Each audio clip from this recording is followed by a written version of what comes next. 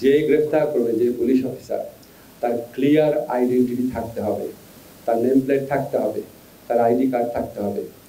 যে ব্যক্তি গ্রেফতার হচ্ছে উনি চাহিদা মাত্র যে পুলিশ গ্রেফতার করছে তাকে আইডেন্টিটি কার্ড দেখাতে হবে, এটা ম্যান্ডেটরি।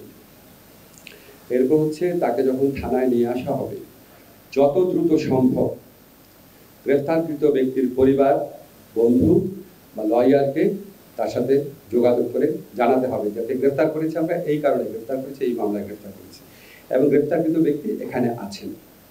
তো যত দ্রুত সম্ভব করতে হবে এবং কোনো অবস্থাতেই 12 ঘন্টার বেশি সময় নেওয়া যাবে না, এর মধ্যে জানাতেই হবে। আজকে আমরা সিআরপিসি বা ফৌজদারি কার্যবিধির সংশোধন করেছি, অ্যামেন্ডমেন্ট করেছি। এখানে খুব ইম্পর্টেন্ট কিছু অ্যামেন্ডমেন্ট করা হয়েছে। আপনারা জানেন ব্লাস্ট পার্সন বাংলাদেশ এই মামলাতে সুপ্রিম কোর্টের দুটো ডিসিশন ছিল, গ্রেফতার করার ব্যাপারে যেন স্বচ্ছতা প্রকার থাকে, জবাবদিহিতা থাকে, গ্রেফতারের পরবর্তীকালে গ্রেফতারকৃত ব্যক্তির যেন অধিকার থাকে। এটা দুইটা রায় ছিল। এই রায়গুলোর আলোকে আরো ডিটেইলভাবে আমরা বিচার বিভাগীয় সংস্কার commission, supreme court, concern expert সবার সাথে বৈঠক করে কনসালটেশন করে আমরা অ্যামেন্ডমেন্ট আজকে চূড়ান্ত করেছি। কয়েকটা গুরুত্বপূর্ণ অ্যামেন্ডমেন্টের কথা আপনাদেরকে বলি। একটা হচ্ছে এখন থেকে এই অ্যামেন্ডমেন্টটা কার্যকর হওয়ার পর থেকে যে গ্রেফতার করবে, যে পুলিশ অফিসার, তার ক্লিয়ার আইডেন্টিটি থাকতে হবে, তার নেম প্লেট থাকতে হবে, তার আইডি কার্ড থাকতে হবে। যে ব্যক্তি গ্রেফতার হচ্ছে উনি চাহিদা মাত্র যে পুলিশ গ্রেফতার করছে তাকে আইডেন্টিটি কার্ড দেখাতে হবে, এটা ম্যান্ডেটরি। এরপর হচ্ছে তাকে যখন থানায় নিয়ে আসা হবে যত দ্রুত সম্ভব গ্রেফতারকৃত ব্যক্তির পরিবার, বন্ধু বা লয়ারকে তার সাথে যোগাযোগ করে জানাতে হবে যাতে গ্রেফতার করেছি আমরা এই কারণে গ্রেফতার করেছি, এই মামলায় গ্রেফতার করেছি এবং গ্রেফতারকৃত ব্যক্তি এখানে আছেন। তো যত দ্রুত সম্ভব করতে হবে এবং কোনো অবস্থাতেই 12 ঘন্টার বেশি সময় নেওয়া যাবে না, এর মধ্যে জানাতেই হবে।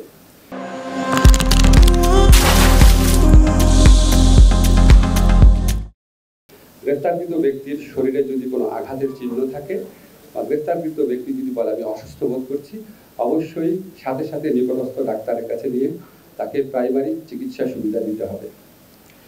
এছাড়া আমরা বলেছি প্রত্যেকটা গ্রেফতারের ক্ষেত্রে একটা মেমোরেন্ডাম অফ অ্যারেস্ট রাখতে হবে, ডিটেইল তথ্য থাকতে হবে, কাকে গ্রেফতার করা হয়েছে, কেন গ্রেফতার করা হয়েছে, কি অভিযোগে, কোন আইনে, তার পরিবারের কার সাথে যোগাযোগ করা হয়েছে, কে গ্রেফতার করেছে, ডিটেইল একটা মেমোরেন্ডাম থাকবে প্রত্যেকটা গ্রেফতারের ক্ষেত্রে।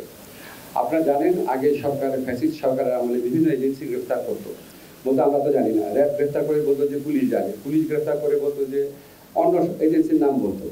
তা আমরা আইনে বলেছি যেই সংস্থায় গ্রেফতার করুক তাদের কনসার্ন অফিসে গ্রেফতারকৃত ব্যক্তি কেন গ্রেফতার করেছে, কোন আইনে গ্রেফতার করেছে, 12 ঘন্টার মধ্যে কার সাথে যোগাযোগ করেছে, সমস্ত তথ্য সেখানে থাকতে হবে। ধরেন যদি এসবি গ্রেফতার করে এসবির এখানে থাকতে হবে এবং সাথে সাথে সেটা সংশ্লিষ্ট কনসার্ন পুলিশের থানাতে পাঠিয়ে দিতে হবে।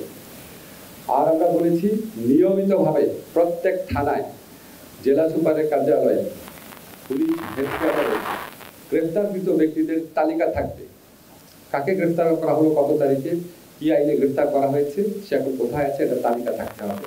এগুলি সব ম্যান্ডেটরি। আপনারা জানেন সন্দেহের অবকাশে 54-এ ইচ্ছা মতো গ্রেফতার করা হতো, সেখানে আমরা উল্লেখযোগ্য পরিবর্তন এনেছি।